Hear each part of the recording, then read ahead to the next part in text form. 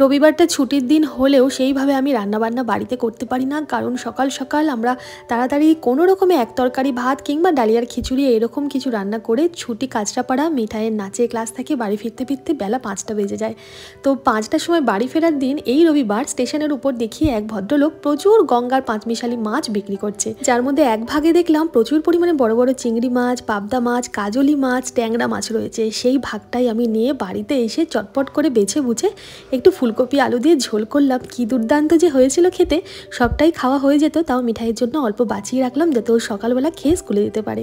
ওই মাছের ঝোলটা একটু দিয়েছি, সাথে একটু পনির আলুর তরকারি আর ভাত দিলাম ওকে খেতে।